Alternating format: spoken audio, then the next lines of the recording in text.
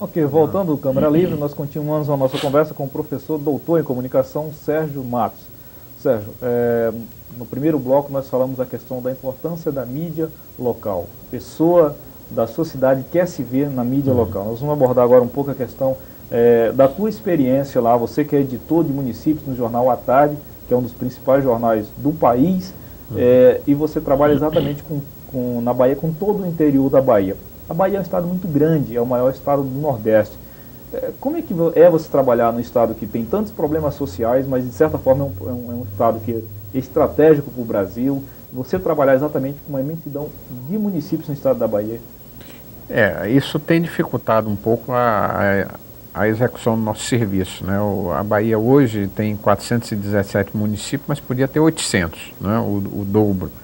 Porque tem alguns municípios ainda que de uma cidade para outra, você para se deslocar leva 4, 5 horas, e são municípios vizinhos. Eles são áreas muito extensas, principalmente na região oeste do estado.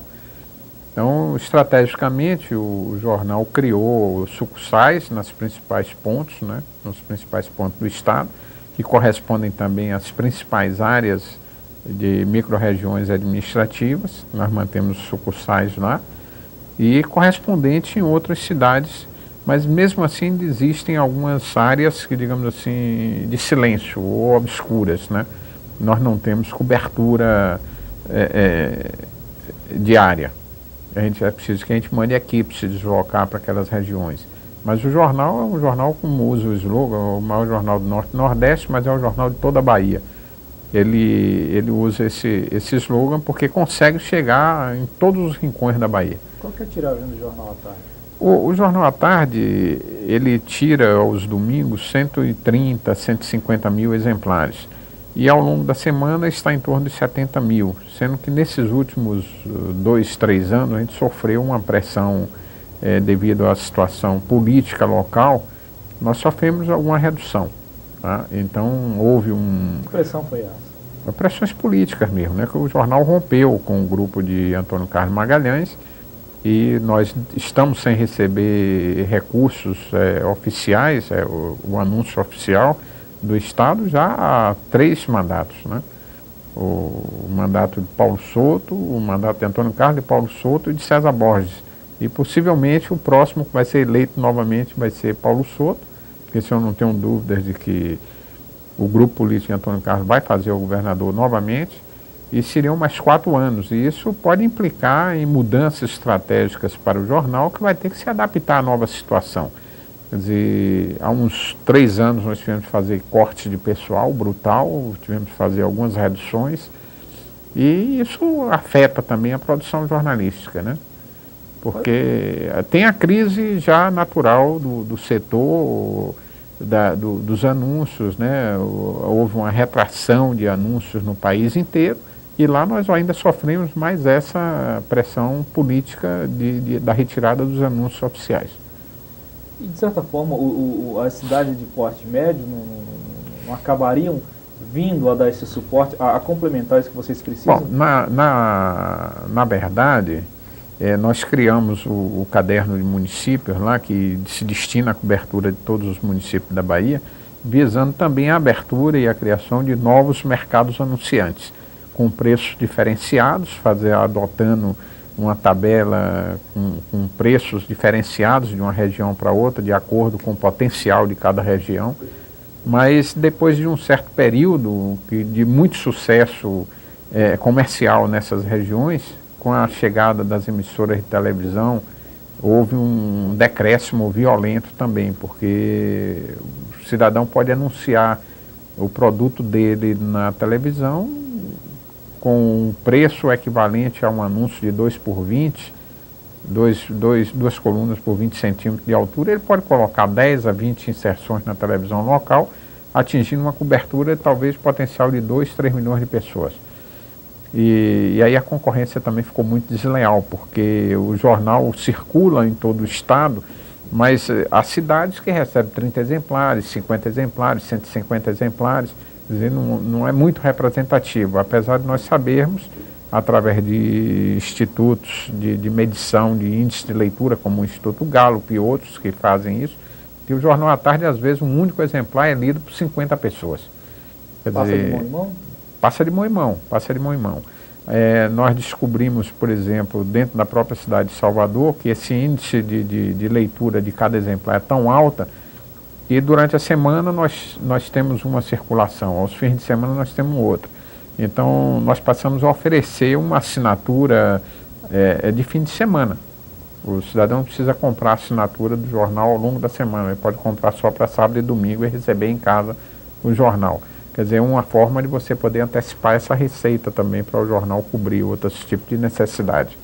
Sérgio, numa fala sua na apresentação, uma das suas apresentações aqui na Unesp, você falou de um exemplo que aconteceu da prestação de serviço do Jornal à Tarde na atuação dos municípios. Você citou um exemplo bem interessante, questão que aconteceu na cidade de Vitória da Conquista, no sul da Bahia. Eu gostaria que você rememorasse para que o nosso telespectador tome conhecimento. Na verdade, o que a gente tem feito com o Jornal à Tarde no município é a valorização dos bons serviços prestados por cada administração. Então, se nós identificamos algum exemplo muito bom, a gente procura tornar público e mostrar a positividade daquela experiência municipal para que ela possa ser copiada e adaptada por outros municípios. E a divulgação leva a uma integração intermunicipal, quer dizer, as pessoas leem, os outros municípios tomam conhecimento das experiências e os prefeitos visitam e conhecem essas experiências e acabam repetindo as boas experiências e evitando as que não foram bem sucedidas. E em Vitória da Conquista aconteceu uma coisa que me impressionou muito, que foi a adaptação do sistema de saúde da família, né, o médico da família de Cuba, que eles ampliaram, deram uma dimensão muito maior a isso, e é um sucesso perfeito, com o hospital regional tendo um controle sobre toda a população das cidades que integram aquela região, que podem ir marcar a consulta ou ser atendido no hospital regional, e o hospital receber o recurso do SUS, mesmo ele sendo de uma outra cidade, porque eles cadastraram toda a região, e o cidadão, quando sai de sua cidade para ir para o hospital regional, ele sai com horário marcado, com tudo definido, e o município, quando recebe aquele montante, ele repassa para o hospital regional. O que esclarece, inclusive, é uma situação que antes a imprensa ficava denunciando, que tinham cidades onde os hospitais atendiam mais pessoas do que o número de habitantes que tinham na região, dando inclusive um viés, né, da interpretação da notícia, porque esqueciam de dizer que que aquele hospital atendia não apenas as pessoas da cidade, mas também das cidades circunvizinhas. E com isso, essa experiência de conquista muito vitoriosa, e depois da divulgação do que a gente fez, outras cidades passaram também a tentar copiar o modelo, e eles tinham um sistema de informática muito bem feito para poder fazer esse controle. E quando uma outra cidade tentou implantar esse mesmo sistema, ela tinha negociado todo a passagem do sistema de informatização para eles, aconteceu que o partido de uma vetou porque a outra cidade era dirigida por um prefeito de um outro partido. Então ficou uma situação onde o partidarismo aí prevaleceu negativamente, né? Negativamente. Nós denunciamos também, veiculamos isso, mas os partidos procuraram negar que não foi bem assim, na verdade, que aconteceu, mas o fato é que a outra cidade, que era de Jequié, não conseguiu obter o software que estava sendo utilizado e posto em prática na cidade de Vitória da Conquista. Quer dizer, a imprensa fez o papel, mas aí quando cumprimos o papel e a coisa não aconteceu. A prática política realmente prevaleceu aí o partidarismo. Complicado, né? O país não cresce mesmo. Sérgio, com relação agora, gostaria que você comentasse, a tua produção, eu sei que algumas pessoas não gostam de se autopromoverem, mas a gente pesquisando, vendo sobre a tua vida, a tua produção, só na área de comunicação você tem 14 livros escritos, de um total de 24, incluindo outras produções. Com esses 14 livros voltados para a área de comunicação, entre eles relacionados à televisão, entre outros meios, você tem percebido, você tem estudado aquela questão de que a mídia denuncia por denuncia, quer dizer, a predominância do denuncismo e não para que o próprio jornalista faça a sua meia-culpa. Onde que a gente vai chegar com isso? Olha, a situação que a gente tem percebido e observado ao longo dos anos, e no caso do jornalismo como um todo, independente de que veículo, é que após a Constituição de 5 de outubro, né, de 88, a imprensa passou a ter uma liberdade exacerbada, né? Quer dizer, nós vamos passar exacerbada entre vírgulas, vamos mudar essa palavra. Voltamos a ter liberdade de imprensa que nós não tínhamos. Então, nós entramos num processo de denuncismo, realmente. Então, nós pecamos, a imprensa pecou muito no sentido de denunciar sem apurar corretamente, sem levantar, sem verificar. Mas nesse meia-culpa também eu digo o seguinte, é preferível a gente ter pecado, porque a gente ajudou a passar o país a limpo, mas pelo menos nós não pecamos por omissão. Nós estivemos presentes, nós estivemos participando do processo histórico e dando a nossa contribuição.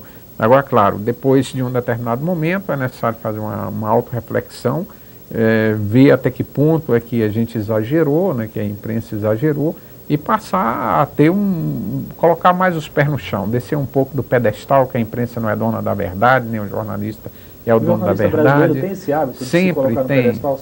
Tem. Eu acho que o jornalista, de um modo geral, pensa que é Deus, né? Que ele pode tudo e que tem um poder nas mãos acima de qualquer outra coisa e acaba ficando num pedestal. E a gente tem que descer... comete erros gravíssimos. Exato. Mas a gente tem que descer do pedestal e colocar os pés no chão, se contextualizar e ver que a contribuição que nós podemos dar ao país é muito grande, mas ao mesmo tempo tem que ser mais realista, né? A gente não pode ser mais realista do que o rei. A gente tem que viver com a realidade, botar o pé no chão. E essa contribuição ao longo desses anos todos, minha área de estudo foi mais voltada para a televisão, né, onde eu procurei, utilizando uma estrutura histórica, né, um contexto histórico, que eu acredito que se a gente não contextualiza nada, a gente não entende o que é que está ocorrendo.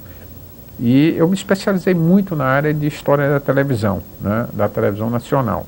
E nos últimos anos, o que a gente viu dentro da área de televisão? Nós tivemos uma televisão que aumentou muita qualidade técnica de transmissão, o conteúdo da televisão brasileira também evoluiu muito e de repente a gente deu uma parada assim, o que aconteceu? Nós regredimos, passamos a reproduzir ou a produzir novamente aqueles programas de baixo nível, de grotesco, como alguns programas de reality shows que tem aí e outros. Aí de repente eu parei e fui analisar as razões pelas quais levaram as produtoras de televisão, os grandes redes de televisão a voltar um passo atrás, né? E identifiquei como um dos grandes responsáveis por isso foi o sucesso do Plano Real de Fernando Henrique, né? Quer dizer, as pessoas podem até se assustar, dizer, o que é que tem um Plano Real a ver com isso? Muito simples, se você considerar que o Plano Real entrou no ar mesmo na década de 90 e que entre o ano de 1994 e 1998 foram vendidos no Brasil, nesse período do Plano Real de 94 a 98, 6 milhões de aparelhos de televisores a famílias que estavam comprando o aparelho de televisão pela primeira vez na vida. Então você imagine, graças ao Plano Real, que melhorou o poder aquisitivo das famílias, 6 milhões de famílias compraram televisor pela primeira vez na vida. Então isso significa um potencial de audiência estimada por baixo em 30 milhões de pessoas.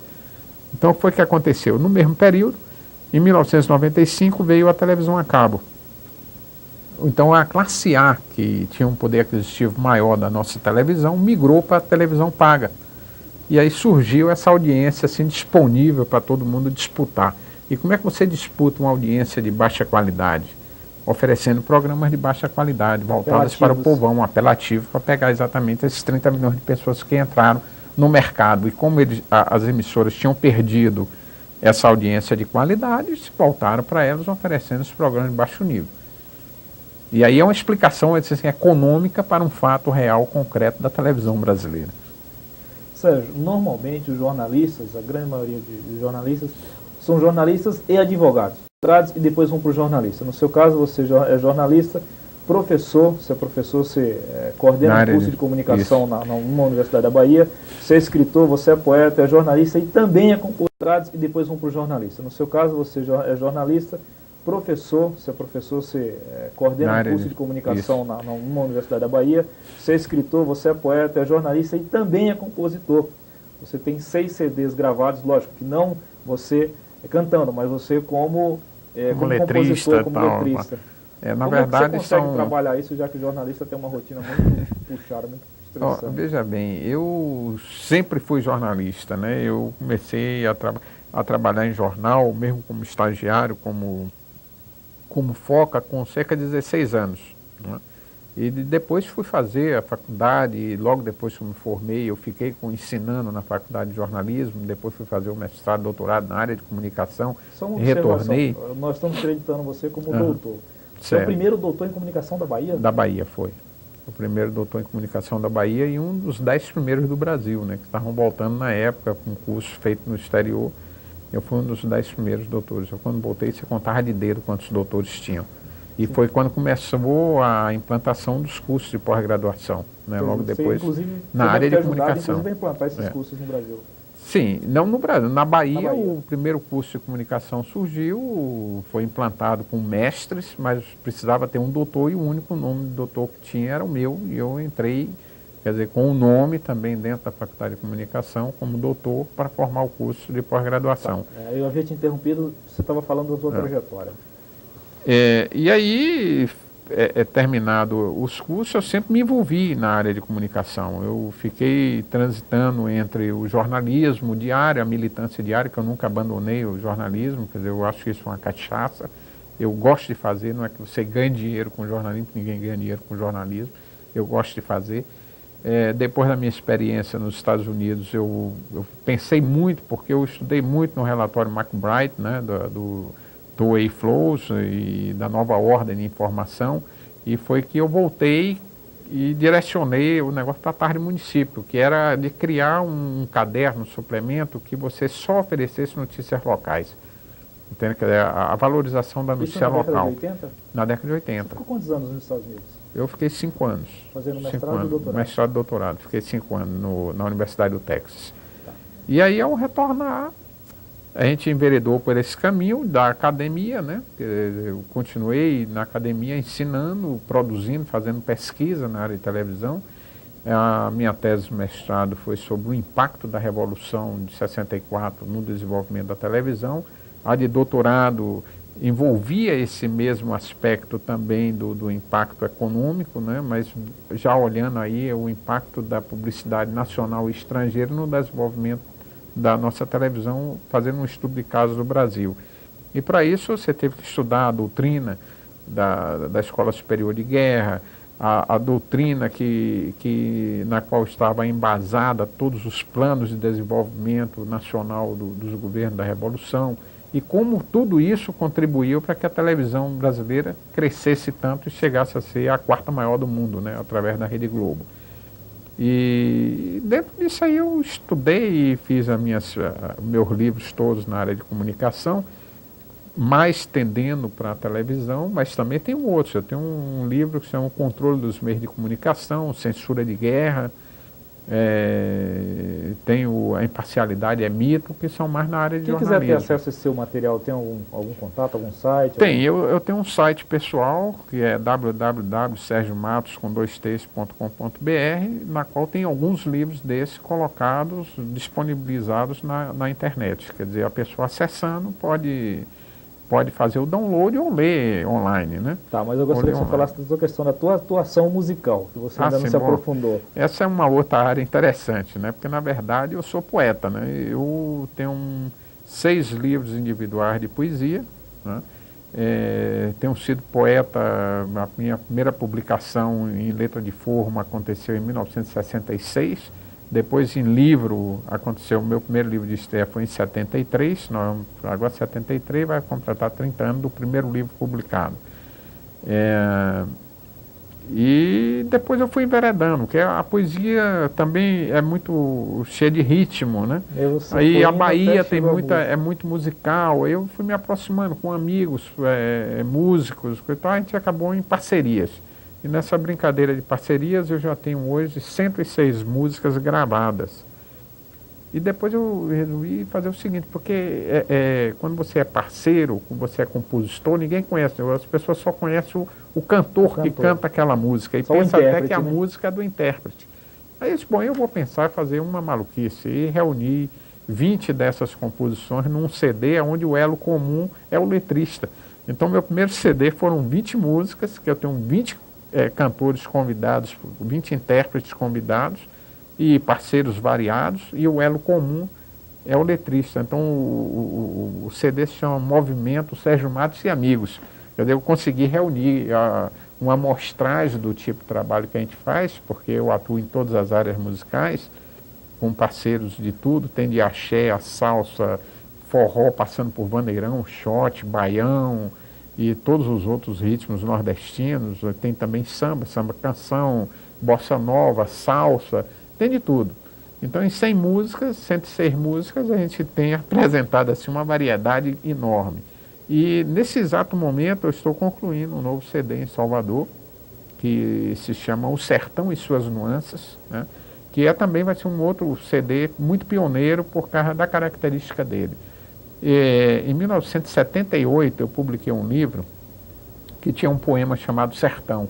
E esse poema, por algum motivo, inspirou muitos músicos. E eles pegaram esse poema e começaram a musicar. E depois eu fiquei sabendo que alguém tinha colocado música nesse poema. Então são mais de 20 músicas diferentes com a mesma letra.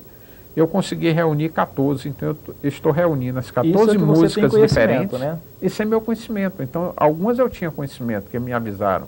Aí eu consegui reunir 14 dessas e estou reunindo num CD único, onde tem uma única música e 14 músicas, uma única letra com 14 músicas diferentes. Então eu estou colocando como O Sertão e Suas Nuances, que é a leitura que cada um desses músicos fez de uma mesma letra e como eles interpretaram o sertão. Eu acredito que esse vai ser um outro passo pioneiro, né? Que o primeiro CD que reúne 20 intérpretes cantando e o elo comum é um letrista, é pioneiro também no Brasil, que eu não conheço nenhum outro. Pioneiro no Brasil, isso que eu queria falar. Sérgio, a gente está chegando ao final dessa nossa conversa, desse nosso bate-papo. Nós estamos no ano de 2002, já às portas de uma eleição, de eleições gerais, de deputado estadual a presidente da República. Qual é o papel do comunicador no sentido de atuar nessa eleição? Até porque, de certa forma, as leis, os jornalistas têm reclamado um pouco que as leis fecham um pouco a boca do jornalista, principalmente nessa época. Como que a gente tem que trabalhar durante esse período? Nós não temos muita opção, né? Nós temos que cumprir a lei. Porque se você não cumprir a lei, você vai pagar o peso dela, né? Mas nós podemos, na verdade, dar uma contribuição para mostrar, pelo menos, o papel do exercício do cidadão, o que é que tem sido feito em benefício da cidadania, em benefício da realidade, mostrar o que é justo, o que é bem, o que é bom, para que o cidadão possa escolher realmente. A gente não vai poder contribuir diretamente para mostrar esse é um bom candidato ou esse é um péssimo candidato, porque a legislação não permite. Mas eu acredito até antes mesmo das eleições a gente pode começar a mostrar e valorizar as coisas independente do sistema partidário.